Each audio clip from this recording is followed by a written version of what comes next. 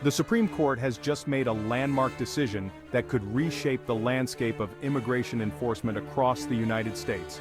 This ruling fundamentally changes how federal immigration agents operate, and it's sending shockwaves through communities and legal circles alike.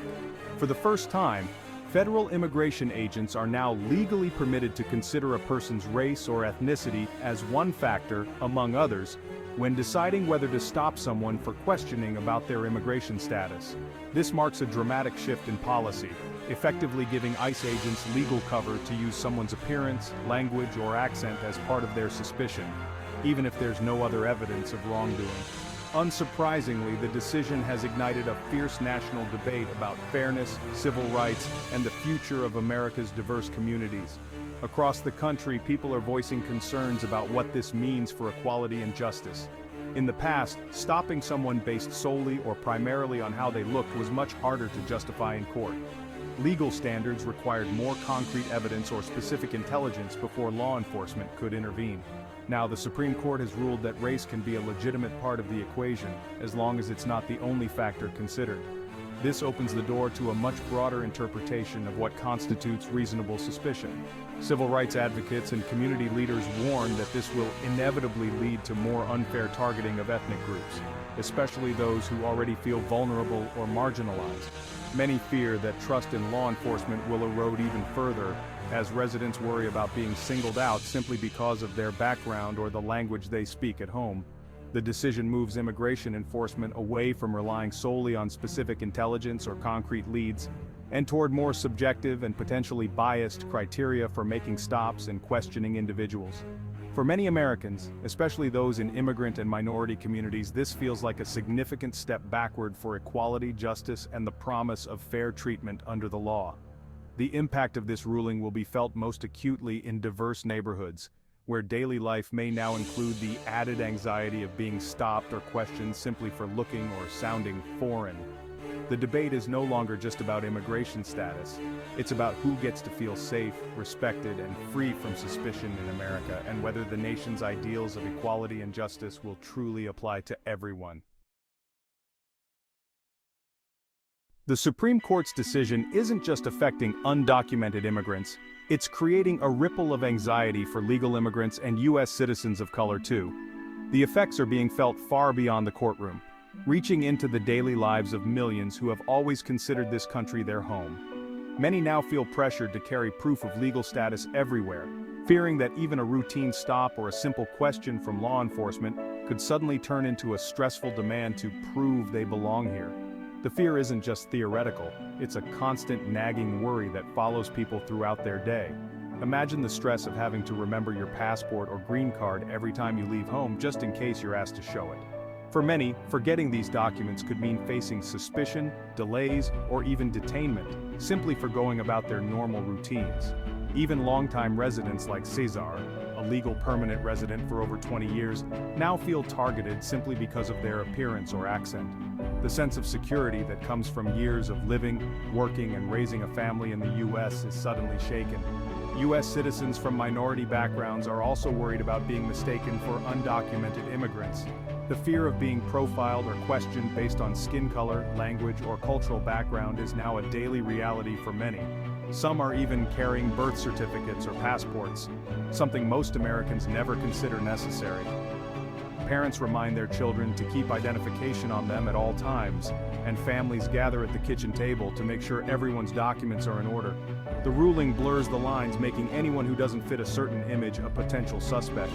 Encounters with law enforcement, which should be routine, now carry an extra layer of fear and uncertainty for people of color and immigrants. This creates a divide, making people feel their rights are conditional on how they look or sound. The sense of unity and shared identity is being replaced by suspicion and separation, even among neighbors and friends. The psychological toll is real, a sense of us versus them, and a betrayal of the promise of equality. People who have always believed in the American dream now question whether they truly belong, or if their place here is always subject to doubt. For many, the fear of being wrongly targeted or harassed is now part of daily life. Parents worry about their children's safety, and individuals find themselves constantly looking over their shoulders, wondering if today will be the day they're singled out. This isn't just a legal issue, it's deeply personal, affecting how people experience freedom, safety, and identity in their own country. The flag that once symbolized hope and belonging now feels like a reminder of uncertainty for some. The sense of safety and belonging is eroding, even for those who have done everything right. Families who have followed every rule and contributed to their communities now feel like outsiders in the only home they've ever known.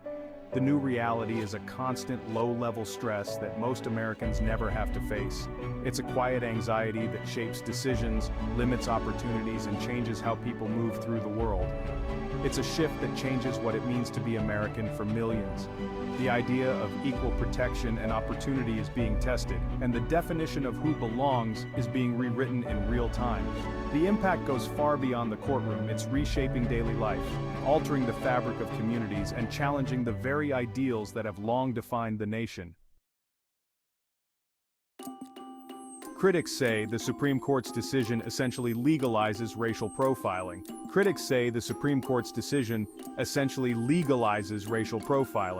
Civil rights groups warn it will lead to more stops based on stereotypes, not evidence. This could erode trust between immigrant communities and law enforcement, making people less likely to report crimes or seek help.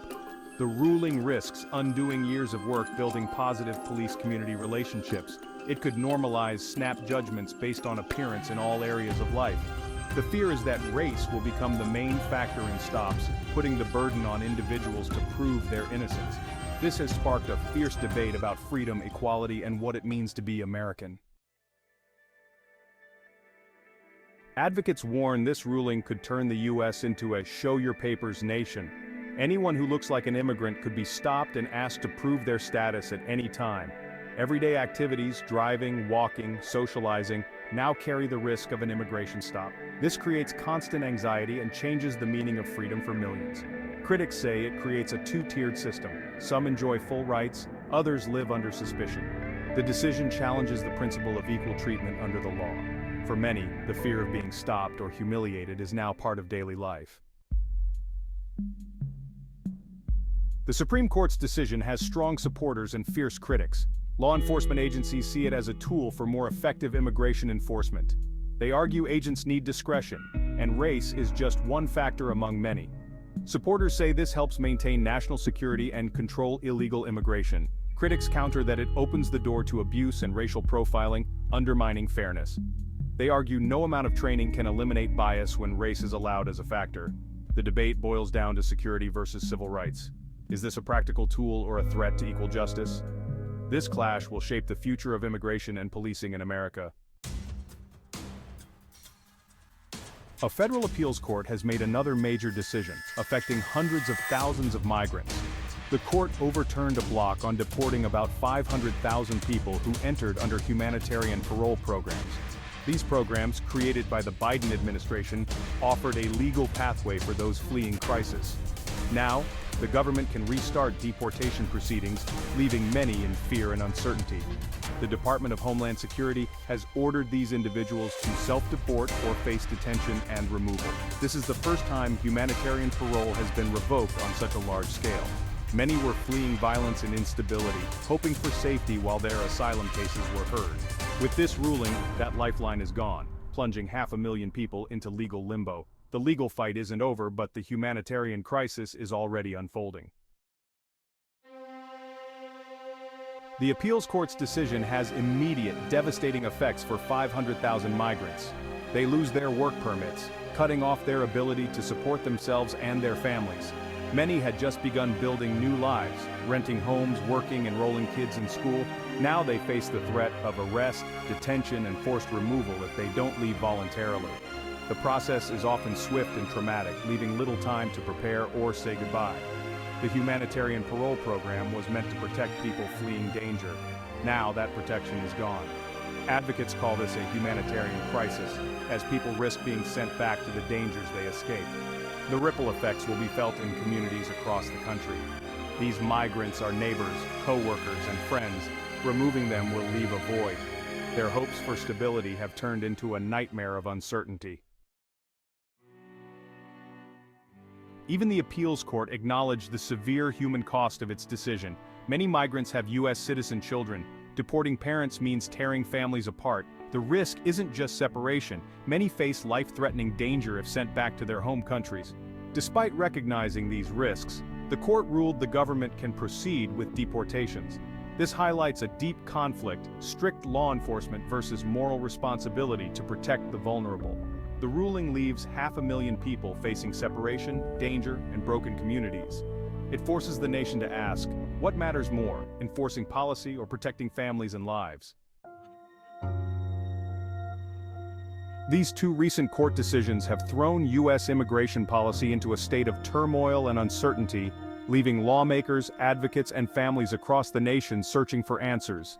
The Supreme Court's ruling on racial profiling, combined with the appeals court's decision on humanitarian parole, have sparked fierce debate and ignited passionate responses from all sides of the political spectrum. Civil rights groups have vowed to challenge these controversial rulings in every way possible, organizing rallies, filing lawsuits, and documenting abuses to ensure that the voices of affected communities are heard. Meanwhile, more than 500,000 migrants now face an uncertain and anxious future, as their lawyers scramble to prepare appeals and families wait in limbo, unsure of what tomorrow will bring.